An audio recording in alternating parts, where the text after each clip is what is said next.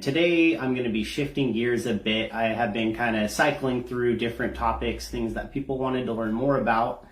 And so today I'm going to be talking about things more along the lines of chronic disease and health in general. And so these ideas that I'm going to be talking about are coming from Dr. Colin T. Campbell's book called Rethinking the Science of Nutrition. Basically, Dr. Colin T. Campbell, he is the author of the China study, and so he has had about 40 years of being a professional researcher working for the National Institutes of Health in several different of their areas that they do research in. And so he's very well versed, very researched, and this is a book that he wrote after the China study, basically discussing how he believes that our healthcare system, the whole thing, the way we think about health, just needs a whole paradigm shift in the way that we think about things, the way that we do studies, the way that they're funded, and just how we do things in the hospitals and in our healthcare system in general. And so what he is explaining is that we need to have a more holistic view of health versus a reductionist view. And so a holistic view looks at the big picture. It looks at everything, all of the moving parts. Where the reductionist view, it just zooms in on very small details without really looking at the whole picture, looking at the context. And so another way of saying reductionism, where you're zooming in on these details, is called local theory of disease. So the two theories of disease we're talking about is local theory of disease versus the holistic theory of disease. And I'm going to explain what exactly that means. And so there's a story that he tells in his book about kind of explaining the reductionist view or the local theory of disease. And so he says, imagine that there are 6 blind men that are all trying to describe an elephant, but all they can do is feel the elephant. And so we've got someone on the trunk, we've got somebody on the tusks, we have somebody on different parts of the elephant, and they all explain the elephant in different ways because one is feeling the trunk and they're feeling all these different parts. So they have different explanations, and all of them are sure that what they're saying is true, and that they can't agree. The argument goes nowhere. And so imagine this metaphor kind of reflects kind of how scientific research is today, but instead of it being 6 blind men, it is millions of researchers that are examining certain things, nutrition, through specialized lenses. But the problem arises when they kind of mistake their part for the whole truth, and they don't back up, look at the whole picture, and understand what's really going on here. And so local theory of disease, also known as reductionism, as I said, it's zooming in on these fine details, and it's kind of like the gold standard when it comes to research, because they want to be able to just change one variable and be able to see what effect that makes. But with nutrition, it doesn't really work that way, because when you change something with nutrition, you're changing like thousands of different compounds that you're having, and there's just so many variables. And so for that reason, they want to be able to control things very closely and be able to tell exactly what one chemical change is gonna do. And so that is considered the gold standard when they do like a double-blind study that's placebo-controlled and all that, and they're only changing one thing. And this is considered the gold standard while they're changing one thing. And so this type of research is funded all day. It's always funded. And the reason is because they are able to maybe sell these as supplements, or they're able to patent a specific drug, a specific chemical that has these effects in the body. And so Dr. Colin T. Campbell is saying that we need a paradigm shift to a more holistic view of health. So more holism instead of this reductionism idea. And so instead of focusing on each part and just seeing that, we need to take a step back and see how all of the parts are interacting together.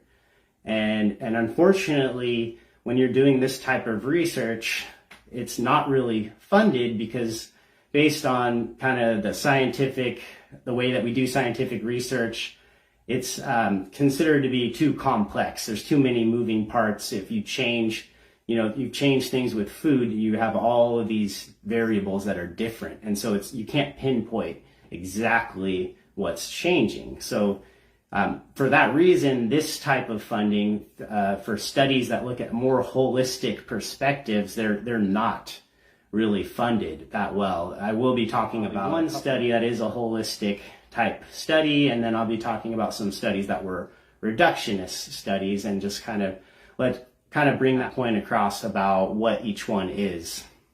So some examples of reductionism in our life, in our world, would be supplements is a great one, because they're very specific things. So like take vitamin C and you will hopefully not get sick, or you'll reduce your odds of getting sick or decrease the time. And so that's one specific thing, vitamin C. Or as far as medications, you take a statin to lower your cholesterol. That is another reductionist approach. It's one specific chemical that is doing one specific thing in the body. Another example outside of things that we're ingesting would be like specialists. So we have like the heart doctor. If you have high blood pressure, you'll go to that specialist. If you have diabetes, you'll see the endocrinologist. And if you have GI issues, you're going to go see the GI doctor. If you know digestive problems, and so they're all very specialized without having anybody really looking at every single thing.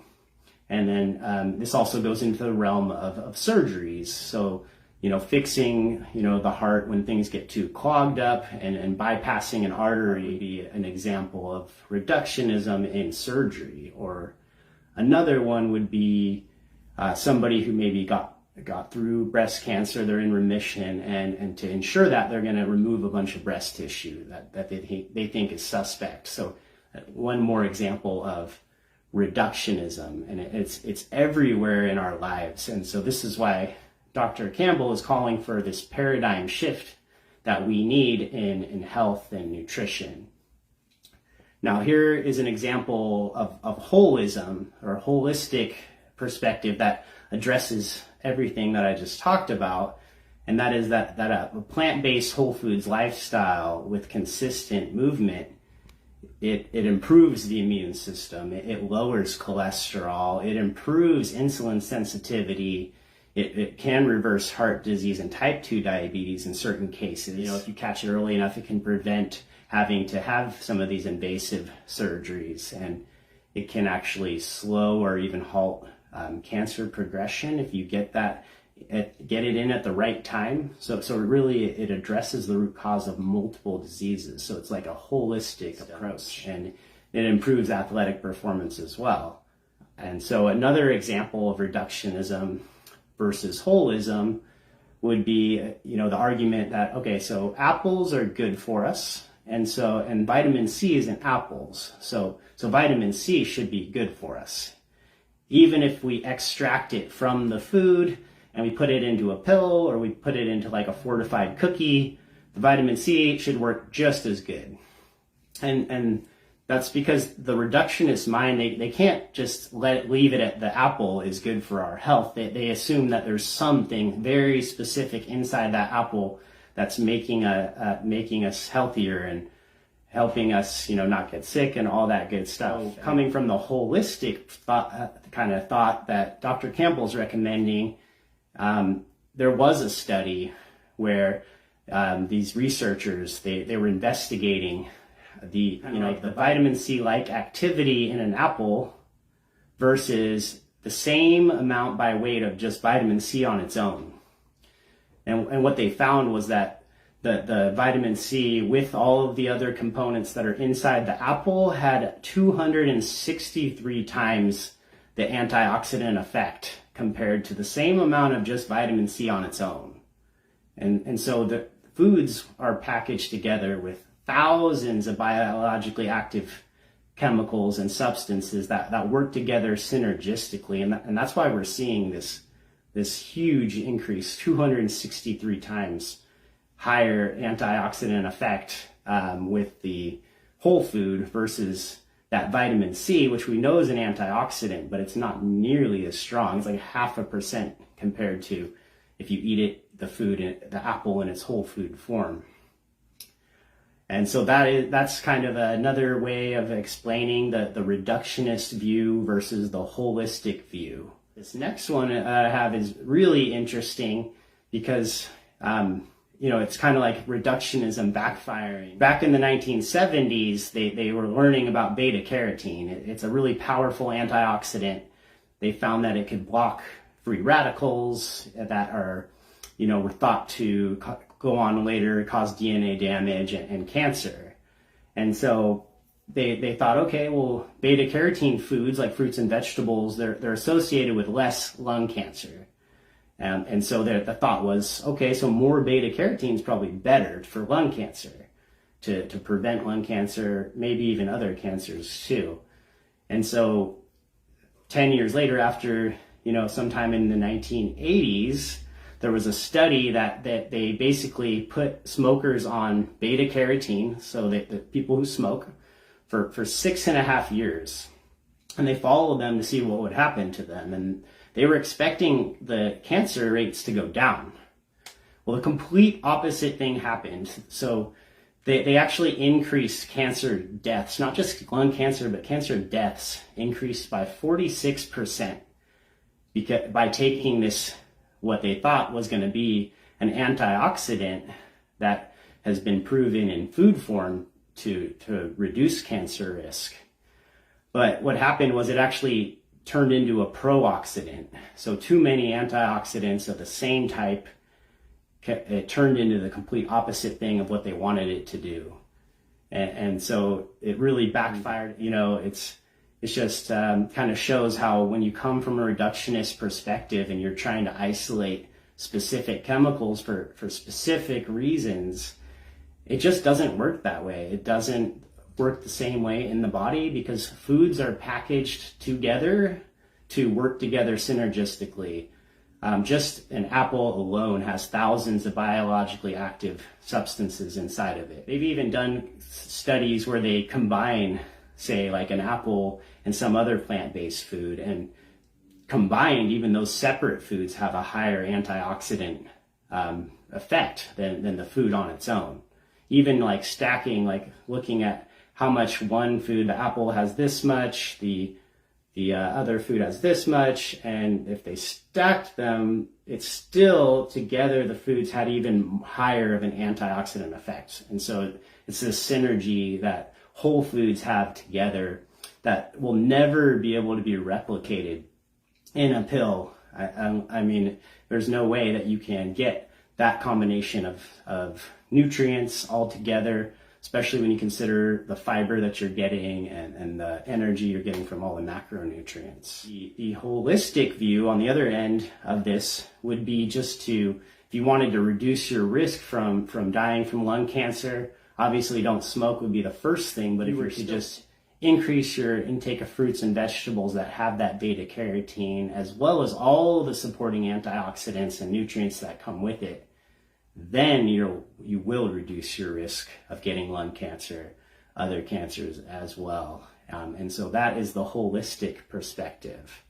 And so anybody who wants to learn more about these concepts, this did come from this book, Rethinking the Science of Nutrition. And Dr. Campbell goes into so much detail just about his journey through going from meat eater to plant-based, learning about the benefits of eating plant-based foods and his journey towards doing the China study, what happened afterwards, because this book came out after the China study, and just his take-home message about how we need this huge paradigm shift when it comes to health. We need to move away from this reductionist view of quick fixes, taking a pill to fix everything, or taking specific substances when it just doesn't work that way. And so we've got a lot of work to do, but it starts with just spreading the word about this. And this is a different way of thinking, and it can be a little bit hard to wrap your head around sometimes at the beginning. And so Dr. Campbell does a great job of just explaining that. And so if you're interested, check out this book whole. Let me know if you guys have any questions about this. But this is something that is just, I'm really passionate about, because I'm all about just the natural healing and giving your body the tools and resources it needs to be able to rebuild healthier and just to thrive in life. And so I'm always coming from the perspective of just how can we nourish our body and give our bodies the fuel that it needs to perform at our highest level possible. Because really the way that I see it is, if we could perform at a high level, if we're nourishing our body, we're getting those nutrients, we're going to be thriving, and we're going to be, more active. We're going to be out there in the world interacting with people. And so it, really coming from that perspective of performance, is really the foundation, and that's what's going to allow us to thrive in life, to be successful in all areas of our life. Because if we're able to perform, if we have our bases, our foundation through nutrition and just physical activity, then it's inevitable that we're going to be thriving in all areas of our life, not just like fitness, but everything, professional life, family, social life, everything. We're going to be able to respond best and just be, the best possible person that we can. So anybody who watched this, thanks for sticking around to check it out, and let me know in the comments below if you can think of any examples of how reductionism has come into your life, or what experiences that you've had, and then if you can think of what would the holistic perspective, the counter be, that new paradigm that we need to work on creating. So I'd love to hear your thoughts. So thanks for listening, guys, and have a great rest of your evening. Peace.